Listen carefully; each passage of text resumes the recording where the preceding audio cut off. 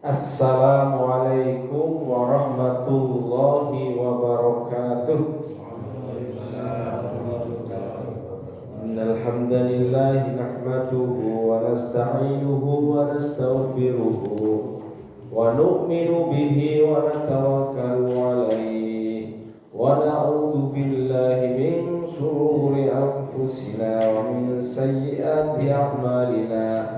May yahdihillahu fala mudilla lahu wa may yudlil fala hadiya lahu.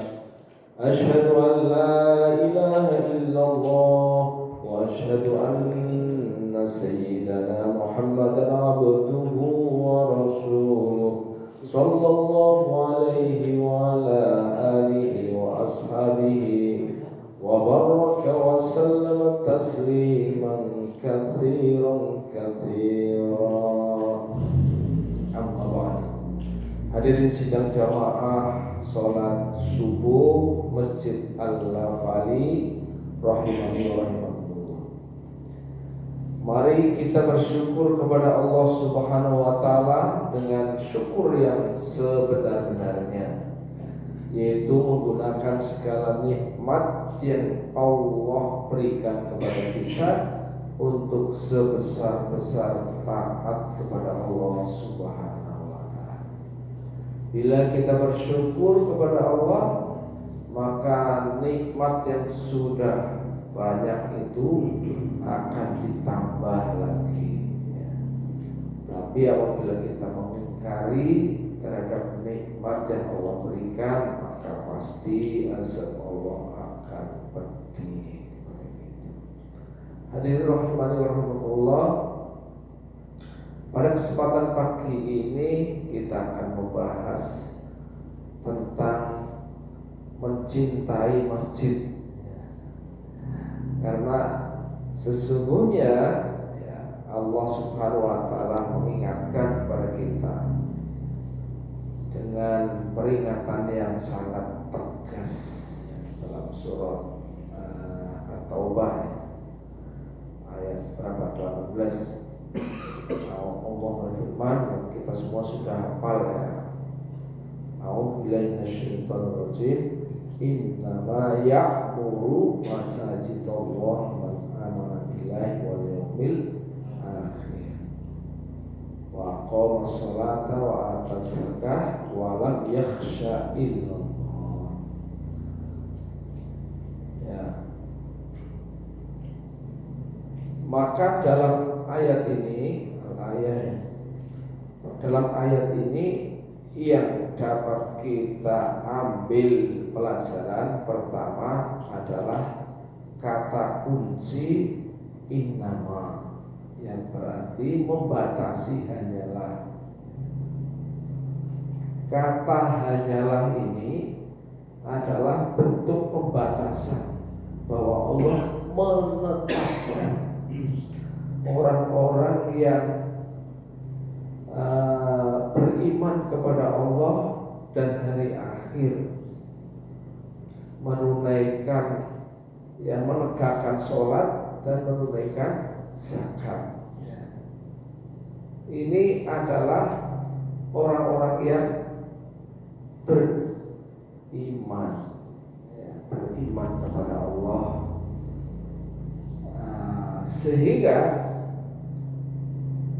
kata iman itu dalam hal ini juga disematkan ya pada kata ya'muru masajidallah, orang yang memakmurkan masjid Allah, atau dengan kata lain, orang yang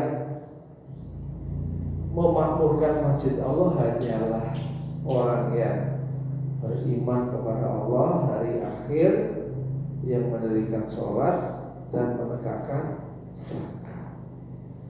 Mengapa sekarang orang yang memakmurkan masjid Allah itu adalah orang-orang yang dikatakan beriman? Ternyata bahwa masjid Allah ini adalah termasuk salah satu sumber salah satu sumber hidayah. Maksudnya sumber hidayah, kalau orang pengen dapat hidayah itu banyak-banyaklah ke masjid gitu ya. Maksudnya sumber hidayah, di masjidlah banyak orang kebuka hatinya, di masjidlah orang banyak menjadi bertambah baik gitu. Di masjidlah sumber rizki dan kehidupan ya. Hadirin rahimani rahimakumullah, banyak sekali ya orang-orang yang mengalami masalah itu solusinya masjid ya. Jadi seringkali orang menyelesaikan masalah malah jauh dari masjid, ini bertambah masalah. Tapi orang punya banyak masalah datang ke masjid, nah itu akan banyak jalan keluar. Itu yang dimaksud sumber hidayah. Tetapi hadirin rahimani rahimakumullah, sekarang masjid banyak dianaktirikan, ini masalahnya. Karena apa? Kecintaan kepada masjid masih lemah, masih kurang ya, masih rendah. Inilah sebabnya maka kita perlu untuk memperbanyak pembicaraan tentang kecintaan kepada masjid. Hadirin rahimani rahimakumullah, bahwa Allah Subhanahu wa taala menjadikan masjid sebagai salah satu sumber hidayah ini telah diwujudkan oleh Nabi dalam sebuah perjuangannya. Beliau itu mendahulukan membangun masjid daripada membangun yang lain ya. Ketika Rasulullah SAW ya, dalam perjuangan dakwahnya hijrah ke Madinah ya, maka pertama-tama yang dibangun itu asasnya, basisnya itu adalah masjid ya. Ini bukan tidak ada alasan. Rasulullah adalah orang yang paling tahu tentang rahasia hidup dan kehidupan ya. Manusia yang paling tahu tentang rahasia hidup dan kehidupan. Karena apa? Diberitahu oleh Allah Subhanahu wa taala. Lalu kenapa masjid dibangun lebih dahulu ya, daripada yang lain? Hadirin rahimani rahimakumullah, pertama, bahwa Allah Subhanahu wa taala akan memberikan kepada ahli masjid rasa ketenangan. Wa mantahulahu kana amina. Yang masuk ke dalam masjid akan diberikan rasa aman, ya, rasa tenang, rasa tentram, rasa nyaman. Ini sebenarnya kebutuhan hidup yang penting bagi setiap orang. Artinya setiap orang yang normal pasti menghendaki tentram hatinya itu. Setiap orang yang normal menghendaki ketenangan, ketenangan jiwa, ketentraman. Ketenangan dan ketentraman itu hakikatnya kebutuhan asasi setiap orang ya. Makanya logikanya orang yang pengen tentram mesti banyak di masjid itu. Logikanya ya. Cuman karena pertama bahwa mungkin secara ilmu bisa jadi ya belum paham. Yang kedua, belum yakin bahwa masjid itu sumber daripada kelezatan. Kelezatan itu merupakan salah satu pemicu orang untuk selalu ingin mengulangi perbuatan. Sekarang orang ngerokok mungkin ya, perokok lah ya. Perokok pertama ngerokok mesti pahit gitu ya. Tapi kalau dia sudah kena latu ya, sudah masuk latunya, maka dia ingin mengulangi. apalagi habis makan gitu ya, ngopi, kalau nggak rokok rasanya apa itu bagi orang perokok. Karena apa? Dia mengalami, merasakan latunya rokok. Nah, begitu juga orang yang ke masjid. Orang yang ke masjid awal-awal mungkin belum begitu nyaman, ya, belum begitu nyaman. Tapi begitu diulangi, mulai merasakan kelezatannya. Oh iya, hatinya menjadi semakin tenang, dirasakan semakin tentram, semakin damai. Ya. Jadi orang yang sudah merasakan latunya masjid, maka dia ingin mengulangi lagi. Ya. Kalau sholat 5 waktu, panggilan 5 kali ke masjid, tadinya berat menjadi ringan. Bahkan tidak sekedar menjadi ringan, apabila ketinggalan dia merasa ada sesuatu yang hilang. Ya. Hari ini kok hampa hidup saya. Ya. Ada sesuatu yang hilang. Oh, jebul-jebul sholat subuh kerainan. Orang tokonya masjid itu ya. Nah, itu timbulnya kesadaran spiritual itu dirasakan betul ya oleh hati ya. Sehingga hidupnya kayaknya saya pagi ini kok jadi kayak hampa, ada sesuatu yang hilang. Karena apa? Ketinggalan sholat jamaah. Satu kali ketinggalan seperti itu ya, akan merasa ada sesuatu yang hilang. Hadirin rahimani rahimakumullah. Ini karena apa? Karena latunya masjid itu sudah dirasakan, kelezatannya sudah mulai dirasakan ya. Tapi kalau ke masjidnya itu tidak memperoleh kelezatan, nah, ini masih harus diulangi lagi terus ya. Karena apa? Orang bikin mutiara itu ya, nanti gosok. Terus semakin banyak digosok ya semakin halus, semakin mengkilat. Itu juga hati kita. Hati kita ini karena terlalu banyak dosa dan kesalahan itu ya, seperti sebuah kaca pengilon yang terkena bintik-bintik hitam. Jika bintik-bintik hitam itu tidak dihapus, maka dengan tambahnya bintik-bintik hitam itu menyebabkan kacanya menjadi hitam kelam. Kalau sudah jadi hitam kelam, maka sudah tidak bisa digunakan untuk ngilo ya bahasa kita ya. Nah, maka di sini hati menjadi keras. Tapi kalau kita senantiasa memperbanyak zikir dan istighfar di masjid, gitu ya, maka bintik-bintik hitam itu maka akan semakin rontok terus.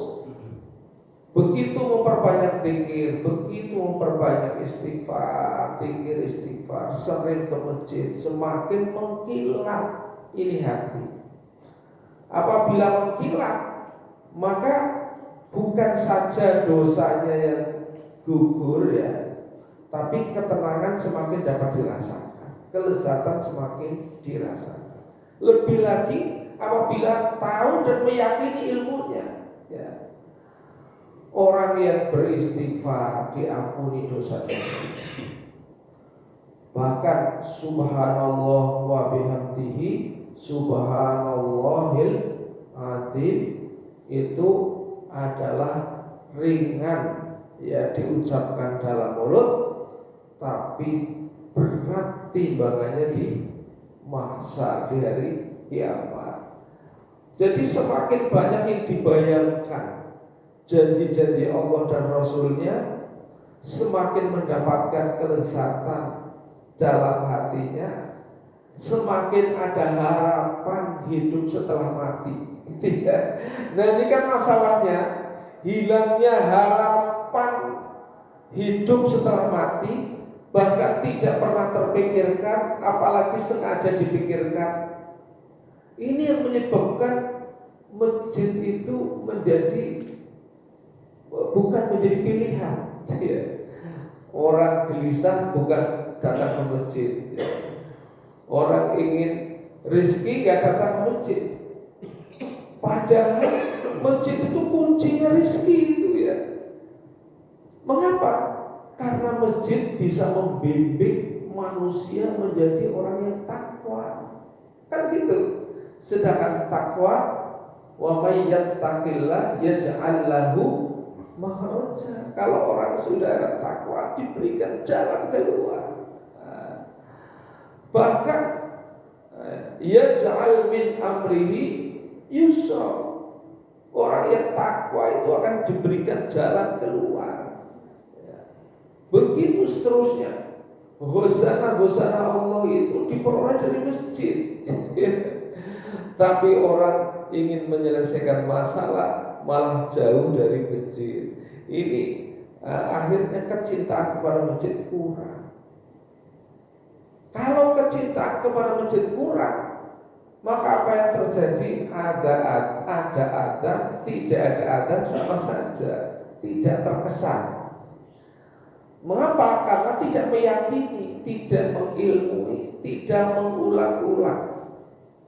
Sehingga masjid menjadi tidak tertarik. Padahal di masjid itulah segala sumber kebahagiaan. Di masjid maka orang kemudian bergaul dengan orang-orang yang baik, orang-orang yang soleh. Jadi orang soleh gaulono itu ya, itu yang menjadi nasihat para alim ulama kita terdahulu ya. Itu caranya memperbanyak ke masjid. Nanti kalau memperbanyak ke masjid, tidak sembarang orang yang ditemui ya. Gus Abror, Komandan Dani, itu orang-orang pilihan sering itu ya. Orang-orang ahli masjid itu orang-orang pilihan. Sehingga kita akan bergaul dengan orang-orang yang soleh. Kan gitu. Hadirin rahimani rahimakumullah. Jadi masjid ini sumber negara, segala dari sumber kebahagiaan ya. Maksudnya masjid sebagai salah satu medan untuk mendapatkan kebahagiaan. Sumber rizki jelas. Karena apa? Tadi bisa bergaul dengan orang-orang yang soleh. Dan pergaulan dengan orang-orang yang baik ini menjadi sumber rezeki. Kenapa? Karena Allah mendatangkan rezeki salah satunya dengan silaturahim, kan gitu ya. Dan masjid sebagai pusat silaturahim. Makanya orang itu kalau sudah ahli masjid, maka dia tidak hanya cinta ke masjid, cinta orang yang ke masjid juga. Tidak hanya cinta kepada masjid, cinta orang yang ke masjid juga. Ya, artinya bertegur sapa, punya jalinan kenalan. Kenal di mana kamu sama dia? Sama-sama ahli masjid. Itu kan bagus ya. Jadi kadang-kadang kenalan itu ada medannya. Fik, kenal. Ini kenalnya sama-sama ahli masjid kan bagus ya. Kenal di mana? Oh itu di judi online loh, itu kan repot. Sekarang itu ya karena teknologi canggih gitu ya, maka apa saja menjadi fitnah. Salah satunya setan gepeng gitu ya, benar-benar menjadi fitnah. Banyak para guru dosen yang kelabakan, bingung untuk mendidik mahasiswanya, mendidik anaknya. Itu ya, bingung ya dengan adanya selat gepeng, bingung, betul-betul bingung. Karena apa? Karena di sana banyak sekali sumber-sumber maksiat. Walaupun juga kita tidak menutup mata sumber-sumber kebaikan. Di sana banyak channel YouTube ngaji juga, ya, Al-Quran banyak. Tapi lebih banyak channel-channel yang menyebabkan orang menjadi lupa kepada Allah. Bayangkan orang mencari artikel ilmiah, munculnya tidak artikel ilmiah tok.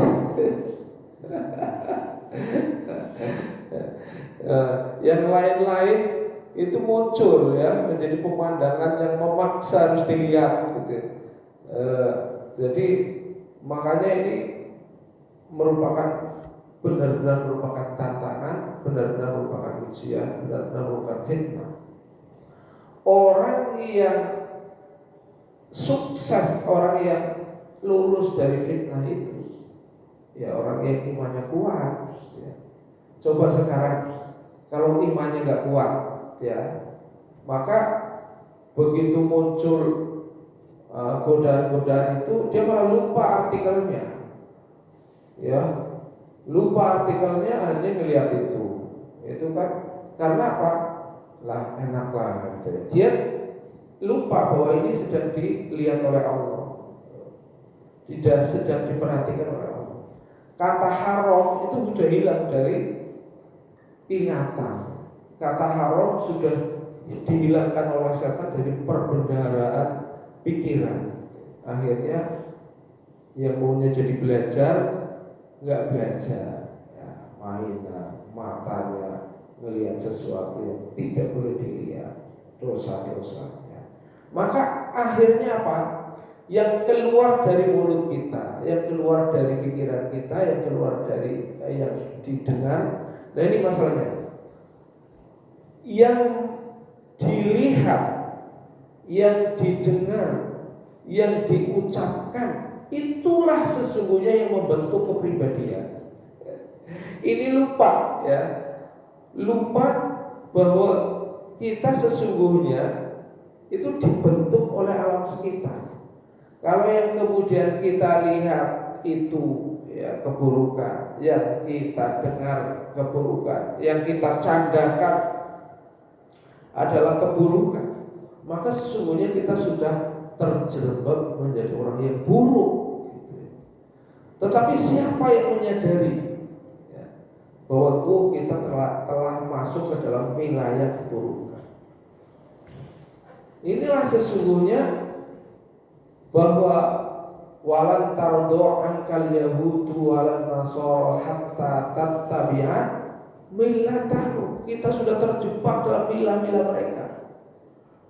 Perang kalau Israel melawan Palestina, ya, yang dianggap hanya selengkobekan gitu, ya.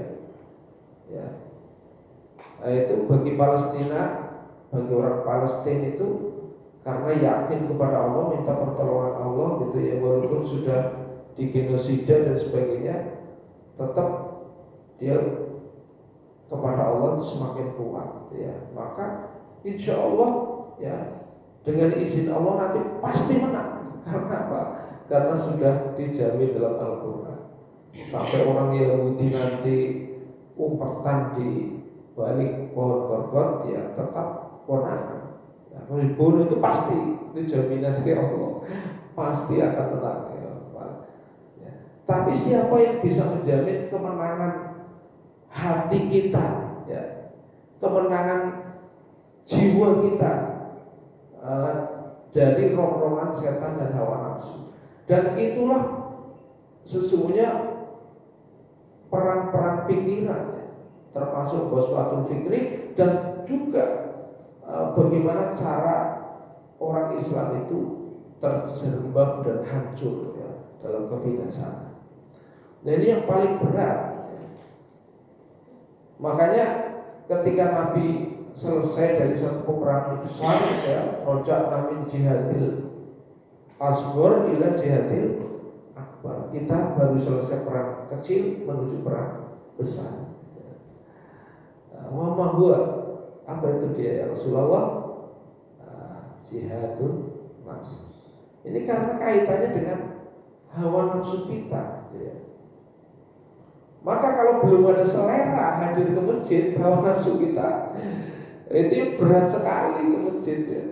Bagi bapak-bapak yang sudah terbiasa pergi ke masjid, maka ke masjid itu mudah, sudah merasakan lazatnya gitu kan, itu udah mudah. Ini hidayah dari Allah. Coba kalau belum, itu beratnya luar biasa ya, hadir ke masjid. Karena apa? Belum tertanam rasa cinta gitu. Hadirin rahimani orang. Maka di sana Nabi sampai mengatakan kepada kita, saksikan bahwa orang yang bolak-balik ke masjid itu dia adalah orang yang beriman. Saksikan. Ya. Orang yang bolak-balik ke masjid ini, saksikan dia adalah orang yang beriman. Kalau di zaman Nabi itu ya, yang paling tampak orang-orang munafik itu ketika sholat subuh, karena di zaman Nabi belum ada listrik seperti ini. Jadi orang munafik itu dia kalau di siang hari ada Nabi Riko gitu kan, ada Nabi nanti konangan kan gitu ya, pagi-pagi mandan petang-petang orang subuh. Makanya ada gerakan sholat subuh berjamaah. Itu hakikatnya adalah memberantas kemunafikan. Hadirin rahimani wa rahimakumullah, kita perlu menanamkan ke generasi muda kita akan cinta kepada masjid, karena di sana waqamas sholat, ada potensi besar untuk menghidupkan, menegakkan sholat. Jadi kalau sifat sholat ya, cinta kepada masjid sirna, maka otomatis itu greget untuk menunaikan sholat juga gak ada. Nanti kalau sholat sendiri di rumah karena apa? Males.